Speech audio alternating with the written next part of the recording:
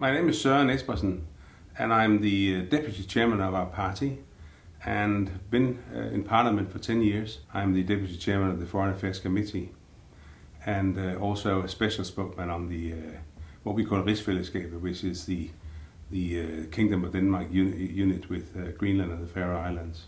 Could you describe the history of the Danish People's Party and how it came about?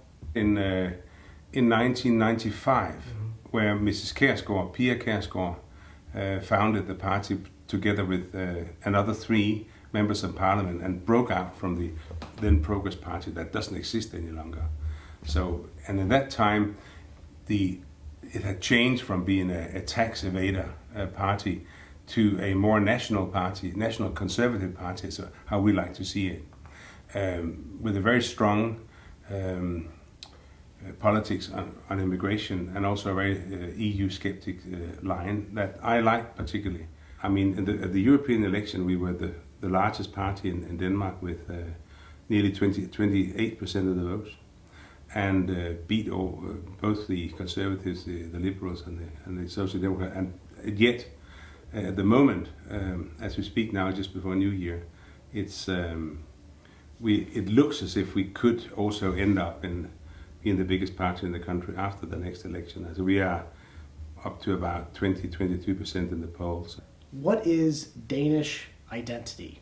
I don't know. That is a question I cannot answer. I mean, it is also very much to do with your state of mind. What it is that you know immediately when you are with another Dane. All these unspoken things that you can communicate with him immediately. He knows also what you mean, even if you don't necessarily say something, or only half of a sentence. It takes a long time to be integrated in that way when it comes to language, but certainly also to state of mind. What is it that you contain? Do you feel for your country? Are you ready to fight for your country if necessary? Will you sacrifice yourself and your welfare for your country? It's very important, of course, that people that come here as immigrant, I mean, we're not talking about refugees now, let's leave that aside for a while, but if you want to come as an immigrant and you are able to, you come with the will to work and to contribute and to wanting to be a part of our society the way we have it, then I think it can be very fruitful. We have always had immigration to this country right from the beginning of time. For 400 years ago, the first Jews started coming in from Eastern Europe and Germany, and the Poles that would come in great number.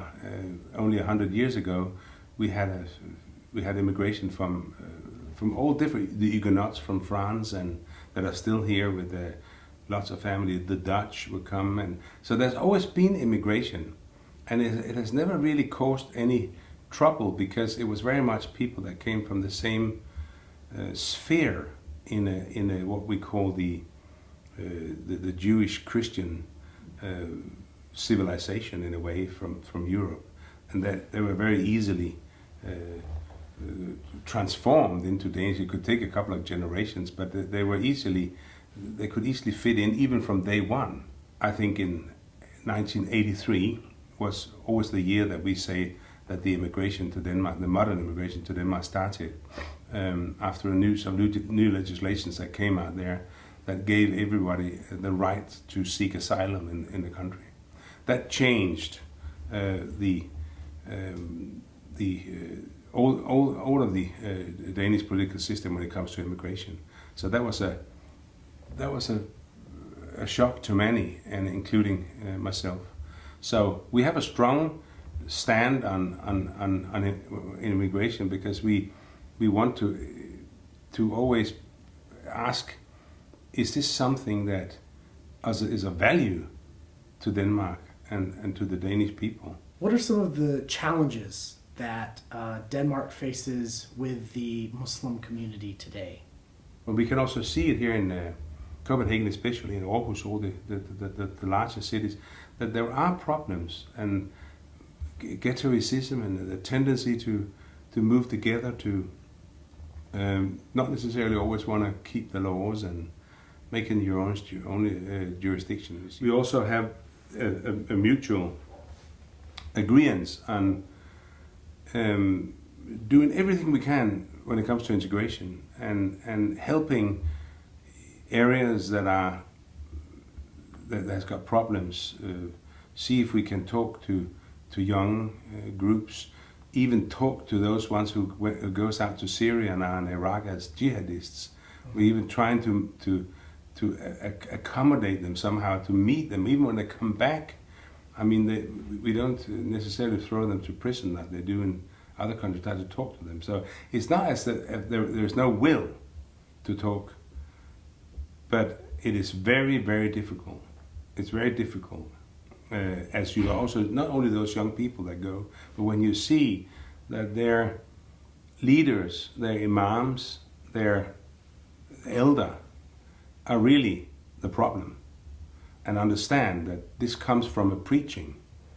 This comes from a Friday preaching in the mosque, whereas I don't know, when we go to the service on Sunday, the result is not necessarily come out screaming, but the result after a Friday service in the mosque is often that people come out screaming.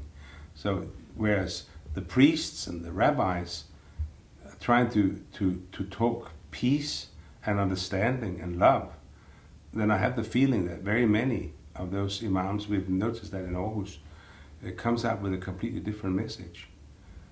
So they are the one to blame, not necessarily these very young boys who go and who's bewildered. Some of them are very highly educated and clever people. You're often trying to depict them as somebody who are sort of like underdogs and haven't made it. And some of them are brilliant at school and have good grades and everything, and even some of them even have got a permanent job and a good education and everything.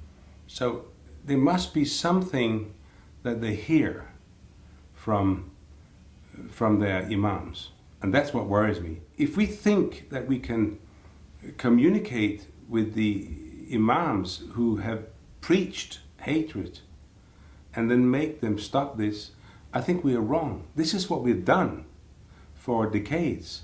We've been trying to talk to the elder in this, and it doesn't seem to help. So I'd much rather get these young people out in a secular way, I don't know. Some of them are, in my view, doped, like sort of brainwashed in a funny way. Like we had those Christian cults in the olden days. I think we should exclude religion, whether it's Jewish or Christian or Islam. We don't need religion in our political society. We don't need religion not even to guide us. I'm very much against that. I don't want to be guided by, even if I consider myself a Christian, and my wife a Jew. We don't want to be guided by this. I don't want to look up when it comes to the situation for homosexuals and then look in the Bible and then make my political decision about that. I think it's ridiculous. Islam can be very difficult to integrate into what we call a modern Western civilization, mainly because the democracy part of it can be very difficult to combine with Islam. There are hardly any Muslim countries in this world that are democracies. That cannot be a coincidence when you have maybe 55 Muslim countries with Muslim majority, and not one of them, maybe with the odd like Indonesia, maybe, I don't know, maybe Turkey to a certain extent, but all the others are dictatorships. Whereas we can see in the Christian side, I could name 50, 100 great democracies that are based on the Christian faith, and also a great democracy in Israel based on the Jewish side and tradition. I don't know why it is, but I just think that's a matter of fact that you have to keep in mind when you question the integration possibility when it comes to people who believe in Allah. All of our theology studies, and indeed also in the Jewish religions, is about asking questions. It's about questioning what this information is. What's that in the Bible? Can that really be right? You know, all this is about questioning. Whereas in the Muslim faith, there are no questioning. There's no question. You don't question your faith. You don't question your book. And if you do, you're a heretic who has to be killed. Now, that precisely is why I believe that Islam is difficultly integrated in the Western society. It can be done, and indeed there are lots of people who have proven that they can integrate. But it's very often because they have let go of all these, what we call hysterical way of looking at your faith. I want and I wish that these believers in all religions could just calm down, for goodness sake. And if that could just sort of come down to a reasonably pragmatic level, then I'm sure we could all be here. But otherwise, it could be a clash, which I certainly don't hope for.